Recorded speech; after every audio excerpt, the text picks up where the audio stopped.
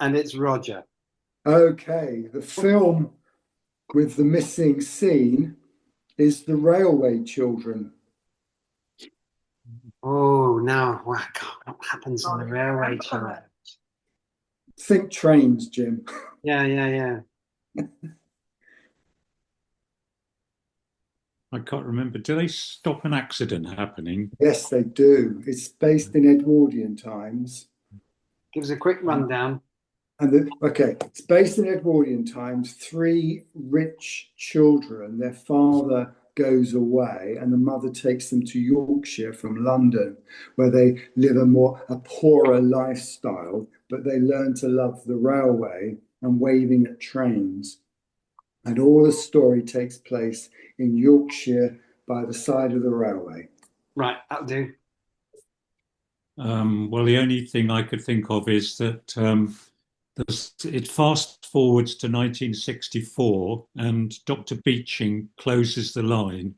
So the film, film ends up being called The Motorway Children. Oh, very good. That's very good. Very good. Well, the scene I've got is where they get off the train and they don't know quite where they are. So they go around and they find the porter. And one of them says to him, "Oh, Mr. Porter, what shall I do? I wanted to go to Birmingham and they've sent me off to Crewe." Hey. Roger? Well, I'm afraid Ollie is far too clever for me because if you know the film, you know the old gentleman travels in the last carriage and the children always wave to him and he waves back. So the scene I said is missing is Peter asks the old gentleman his name and he says, "My name is Dr. Beeching." And did he then say, "And what's your name, little boy?" But do I have cuts for you? Very good. I don't. And it is Sheila. Oh, right. Right. My film is Mary Poppins. Oh, good. Right. Well, shall I kick off? Go on then. I've got one scene with Dick Van Dyke in it that they had to cut because he tried several times, and the worst of it was when he went supercalifragilisticexpialidocious. Oh fucking hell! I can't do this. You couldn't do the accent either. Well, yeah, that's what I've got. I've got the scene that's missing is the one where the chimney sweeps duff up Dick Van Dyke. So we hate Americans and your accent's terrible.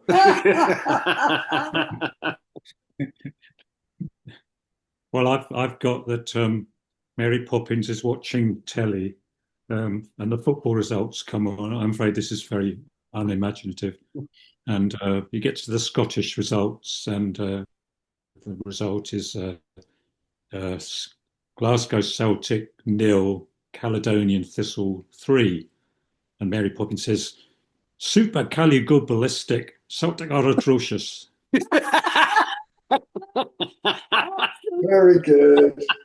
It's not original, I'm afraid. No, but it's very good. beautifully. Oh no, I don't want to read mine now. Mine's very silly. No, it's not. It's good, yours.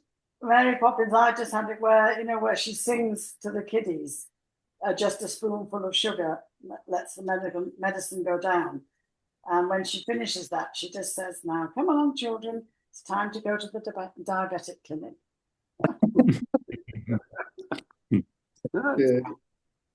I think there should have been a scene where the father asked Mary Poppins, "Are you sure you've got a DBS?"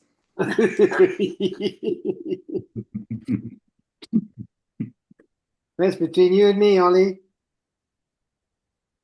And it's you. Me? Yeah. Did you say? Yep. My turn. Okay. Okay. Well, I've chosen Psycho. You got anything, Roger?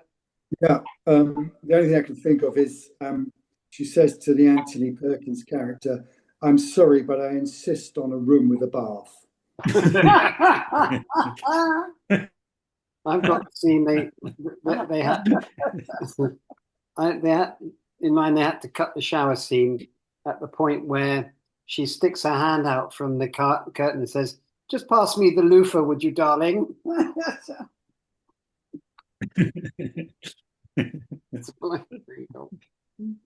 Okay, Marion Crane is taking a shower in Bates Motel.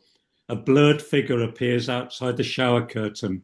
Marion screams, the curtain is thrust aside, and Norman Bates holds above his head a rolled up paper. Your amended bill, you've been in the shower far too long. Marion slumped to the floor in a dead faint. Right. Here's mine for you. The Third Man. Me. Yeah. It wasn't a scene that was cut, it was just one line where the Orson Welles character says, and actually, I really like cuckoo clocks.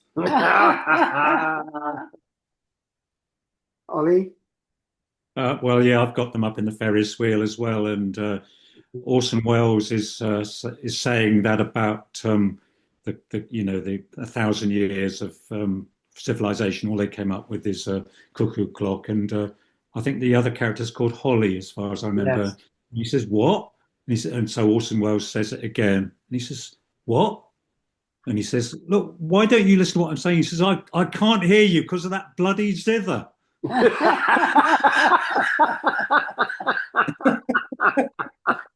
Very good. Well, I've chosen the exact same theme. And what he actually says, what he actually said was, in Switzerland, they had 500 years of democracy and peace. And what did that produce? The cuckoo clock. And then they had to cut the rest of the scene because Orson Welles went on to say, also, of course, world-class chocolate, Rolex watches, Albert Einstein, and that little all-purpose knife for getting stones out of horses' hooves.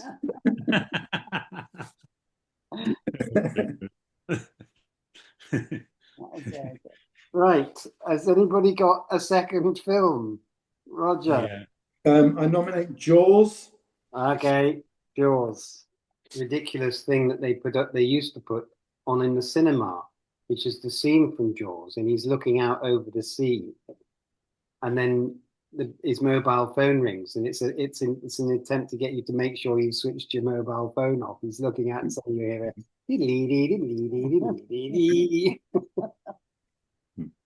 That's all I can think of. I can't think of any other scene from the film.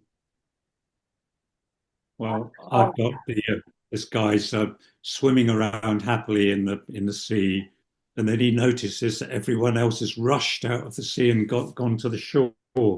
And he looks around and he sees in the distance a shark's fin coming towards him. He thought, "Oh, bloody hell, I better, how come they all saw it and I didn't?" And he swims as fast as he can and just makes it to the shore. And he says, he turns to the guy and says, how did everyone else know that shark was coming before it even appeared? And he says, "Well, didn't you know that every time that music plays, a shark appears?"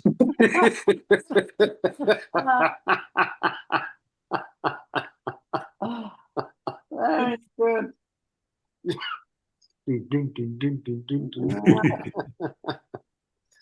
Okay, Roger. Okay, I've got the scene that got cut was the bit at the town meeting when they were trying to work out who was going to deal with the problem. This man steps forward and says, "Leave it to me, I'm a dentist."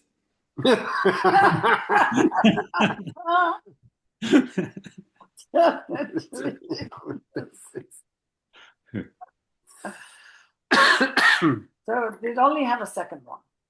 Yes. My second one is Citizen Kane. Come on then, Ollie. Well, I mean, the mystery of Citizen Kane is that he keeps talking about Rosebud, and nobody knows, who Rosebud was. Anyway, okay, so the camera roams above Kane's warehouse of belongings. Oh, sorry, I ought to explain. Rosebud is actually his sledge, which he had as a child, which he used to play on. Oh, right. And nobody knew that. And it's only shown in the at the end of the film where the sledge is being thrown on the fire, and you can see the word Rosebud written on the sledge just before it burns up. Anyway, the camera roams above Kane's warehouse of belongings. It pans into the furnace where a toy sledge crackles and blisters. The darkened varnish begins to bubble and clear, revealing the word Triang, made in Great Britain.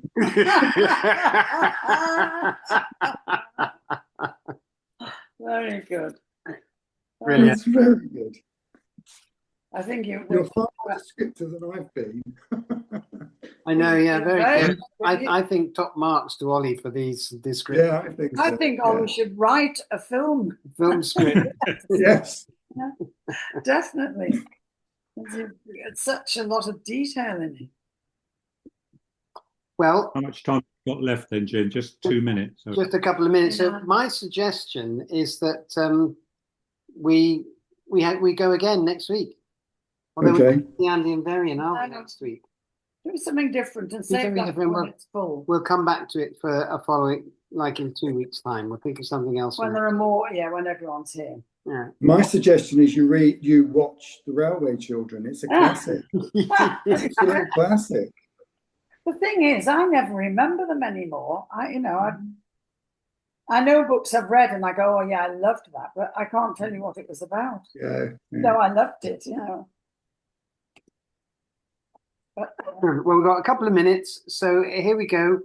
Food-related fictional characters, Billy Bender, as in Alf Garnish. I've got it. Oh, right, okay. Uh, Oh, this is hard. Harry Potted Shrimp. Very nice. Danger Moose. Blueberry Finn. Pork McCartney. Oh no, he's not fictional. It's not really food related, but Hemlock Holmes, Davy a Crockett. spy who came in from the coleslaw. Very good. Pizza Pan. Pizza Man.